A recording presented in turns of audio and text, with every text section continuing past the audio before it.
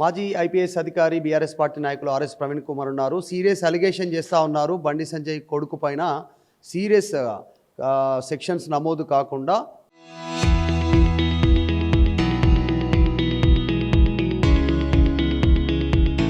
Police అధికారులు higher అథారిటీలో ఉన్నటువంటి వాళ్ళు కాన్ఫరెన్స్ చేసుకున్న తర్వాత వాళ్ళు మాట్లాడుకున్న తర్వాతనే డైల్యూట్లుగా అంటే స్టేషన్ బెయిల్ వచ్చేలా కేసు నమోదు చేశారనేటువంటిది అలిగేషన్ చేస్తూ ఉన్నారు ఆర్ఎస్ ప్రవీణ్ కుమార్ గారు. మీరు చేస్తూ ఉన్నారు, అసలు ఎప్పుడు కంప్లైంట్ వచ్చింది, ఎందుకు ఇంత డిలే అయింది, మీరు ఎందుకు అట్లా చెప్తా ఉన్నారు?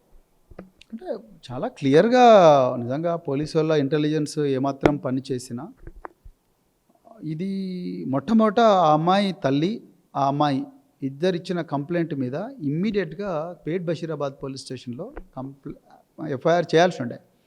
చేసి వెంటనే అమ్మాయి స్టేట్మెంటు సెక్షన్ 183 బిఎన్ఎస్ఎస్ ప్రకారము రిజిస్టర్ చేయాల్సి ఉండే, రికార్డ్ చేయాల్సి ఉండే. చేసిన తర్వాత ఆ బండి సంజయ్ వాళ్ళ కొడుకును తీసుకొచ్చి పోలీస్ స్టేషన్లో పడేసి అరెస్ట్ చేయాల్సి ఉండే. అది జరగలేదు ఇక్కడ. ఎందుకు? ఆయన కేంద్ర హోంశాఖ సహాయ మంత్రి, లేకపోతే ఆయనకు కిషన్ రెడ్డికి రేవంత్ రెడ్డికి అవినాభావ సంబంధం ఉన్నందువలన అనేది రేపు నరేంద్ర మోడీ గారే రాష్ట్ర ప్రజలకు చెప్పాలి. నిజానికి ఇక్కడ ఉల్టా ఏం జరిగిందంటే మధు గారు, ఏ అమ్మాయి అయితే నా మీద అత్యాచారం చేసిండు, మొయినాబాద్ ఫామ్ హౌస్లో ఒకసారి, కాజాగూడలో ఒకసారి, మా ఇంటి దగ్గర ఒకసారి నా మీద అత్యాచారం చేసిండు, నీవు మేజర్ అయిన తర్వాత నిన్ను పెళ్లి చేసుకుంటా నమ్మబలికిండు, నన్ను అరుణాచలం తీసుకుపోయిండు, నన్ను తిరుపతి తీసుకుపోయిండు, నన్ను విజయవాడ కనకదుర్గమ్మ దేవాలయం తీసుకుపోయిండు అని చెప్పి ఏ అమ్మాయి అయితే అంటున్నదో ఆ అమ్మాయి మీద ఉల్టా Karimnagar 2 town పోలీసులో case పెట్టించిండు Bandi Sanjay. Karimnagar 2 town పోలీసులో Bandi Sanjay వాళ్ళ కొడుకు ఏం చెప్తాడు, నాకు ఈ అమ్మాయితో ఫ్రెండ్షిప్ ఉంది, ఆయన ఒప్పుకుంటాడు, ఈ అమ్మాయితో ఫ్రెండ్షిప్ ఉంది, మేమందరం కలిసి తిరిగినాము, కానీ నాకు ఏ పాపం తెలియదు, మేమందరం రకరకాల పార్టీలు చేసుకున్నాము, కానీ నేనేదో అమాయకంగా వీళ్ళు మంచోళ్ళు మంచి కుటుంబం అనుకున్నా, కానీ వీళ్ళు ఒకరోజు ఫైన్ మార్నింగ్ వాళ్ళ అమ్మ వచ్చి వాళ్ళ నాయన వచ్చి నాకు 5 కోట్లు ఇస్తావా అయ్యావా అంటే నాకు భయపడి నేను 50,000 ఇచ్చినా అన్నాడు. ఎవరి చేతిలో పూలు పెడుతున్నారు వీళ్ళు బీజేపీలో, నాకు అర్థం కాదు. ఆ అమ్మాయి తల్లి నిన్న ఫార్చ్యూనర్ కార్లో వచ్చింది పేట్ బషీరాబాద్కు, వాళ్ళ నాయన ఆ అమ్మాయి వాళ్ళ నాయన బెంచ్ కార్లో తిరుగుతాడు. అది స్టోరీ. బెంచ్ కార్లో తిరిగేటోళ్ళు, ఫార్చ్యూనర్ కార్లో తిరిగేటోళ్ళు 50,000 ఎక్స్టార్షన్ కోసం చేస్తారా అండి? అదేదో నాకు ఇంతకుముందు 2023లో నేను అడిషనల్ డీజీ ర్యాంక్ అయితే నా మీద 25,000 డ్రైవర్ నుంచి దొంగతనం చేసినట్టు కేసు పెట్టిండు అప్పుడున్న పోలీసులు. నేను చెప్తున్నా, ఎంత కామికల్గా జోకులాగా ఉంటాయి. సో ఆ అమ్మాయి మీద బట్టగాల్చింగ్ మీద వేసే ప్రయత్నం జరుగుతూ ఉన్నది మధు గారు. నిజానికి ఉన్నావులో కూడా బీజేపీ ఎమ్మెల్యే 17 సంవత్సరాల అమ్మాయిని ఆయన అనుచరులందరూ కూడా అత్యాచారం చేసి ఆ అమ్మాయి తండ్రి ఆ అమ్మాయి మీదనే ఆ అమ్మాయి చెడు వ్యసనాలు ఉన్నాయి అని చెప్పి ఆ అమ్మాయి మీద బట్టగాల్చి మీద వేసే ప్రయత్నం చేస్తున్నారు. ఈ అమ్మాయి మీద కూడా అదే చేస్తున్నారు. ఈ అమ్మాయి ప్రాణాలకు ప్రమాదం ఉన్నది, ఈ అమ్మాయి తల్లిదండ్రుల ప్రాణాలకు ప్రమాదం ఉన్నది. బండి సంజయ్ మరి ఆయన గంజాయి దాపించి ఎంతోమంది గూండా గ్యాంగ్లను జనాల మీదకి పంపిస్తాడు. సో అలాంటి పరిస్థితి ఈరోజు ఉన్నది కాబట్టి మేము అర్జెంటుగా బండి సంజయ్ని కేంద్ర మంత్రివర్గం నుంచి బర్తరఫ్ చేయాలంటున్నాం.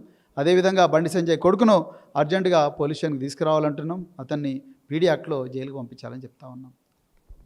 అండగా ఉంటారా బాధిత కుటుంబానికి? మీరు 100% అండగా ఉంటామండి. బాధిత కుటుంబానికి అండగా ఉంటాము. అదేవిధంగా వాళ్ళకు తప్పకుండా పోలీస్ ప్రొటెక్షన్ ఇచ్చేదాకా పోరాడుతూనే ఉంటాము.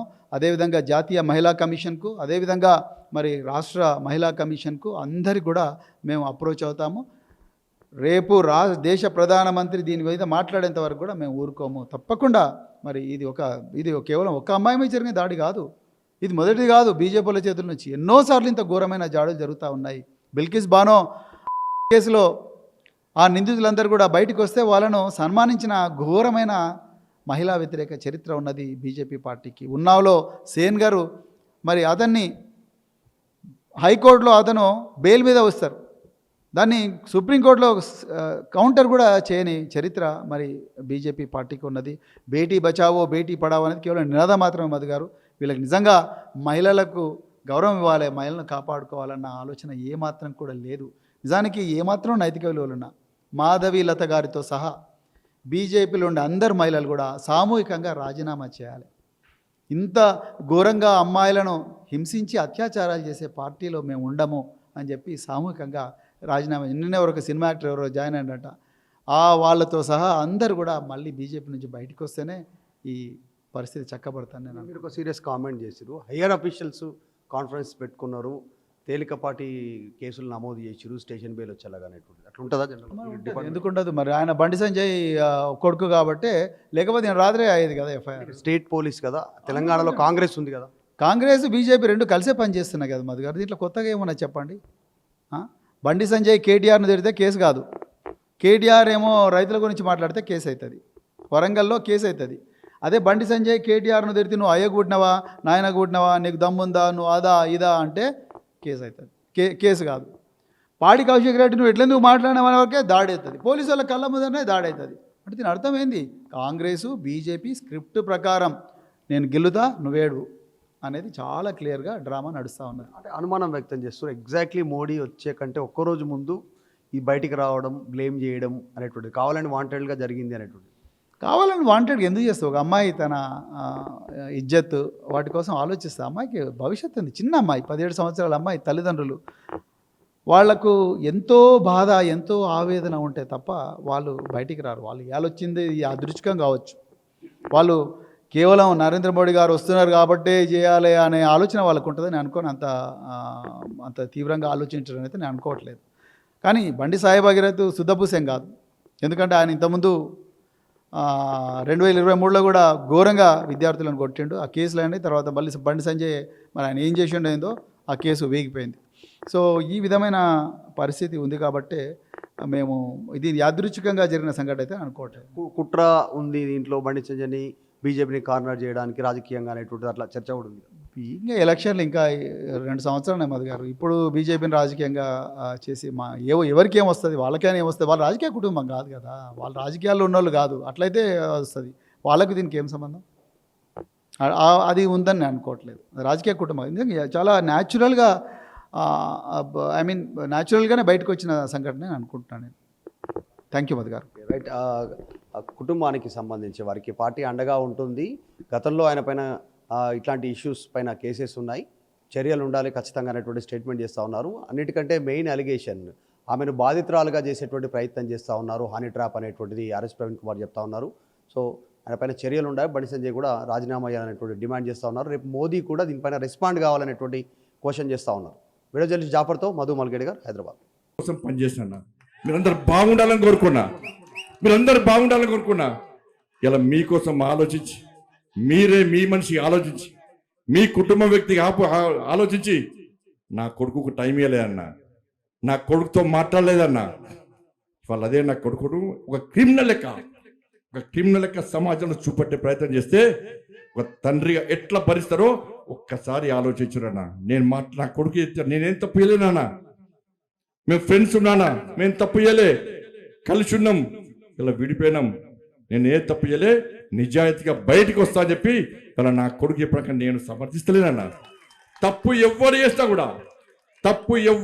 కూడా నా కొడుకైనా సరే ఎవడైనా సరే చట్టం ముందు సమానులే. నా కొడుకు తప్పు చేస్తే తప్పకుండా నా కొడుకు శిక్ష 100% పడాల్సిందే. ఇలా నా కొడుకు ఒక రకమైన చట్టం, ఇంకో వ్యక్తికి ఇంకో రకమైన చట్టం ఉండాలని కోరుకునే వ్యక్తి బండి సంజయ్ గారు. సమాజంలో చట్టం ఎవరికి చుట్టం కాదు, సమాజంలో చట్టం అందరికీ సమానమైన విషయాన్ని ఇవాళ నేను స్పష్టం చేస్తున్నానా. ఇవాళ నేను ఎట్లా వెళ్ళినో, నేను ఏ దారిలో వెళ్ళినో అదే దారిలో నా భార్య వస్తున్నాను. ఇప్పుడు మీకు అందరూ తెలుసు అన్న, నేను మళ్ళీ ఈ నీళ్ళతో మళ్ళీ కంటెంట్ అంటారు, అదో బాధ మళ్ళీ ఏమి నాకు కంటెంట్ కాదన్నది.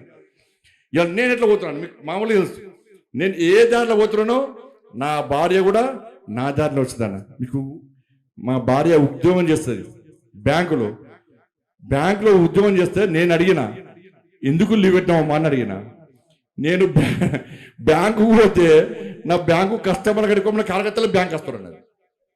ఏదో సమస్య కోసం వస్తారు. అన్న అక్క వదిన ఇవాళ సంజయ్కి చెప్పన్నా, ఏదో పని మీద చేస్తే బ్యాంకులు బాగా డిస్టర్బ్ అవుతుందని చెప్పి లాస్ట్కు లీవ్ పెట్టి ఇంట్లో కూర్చుంది అన్న. ఇలా కార్యకర్తలు అందరూ నాకంటే ఎక్కువ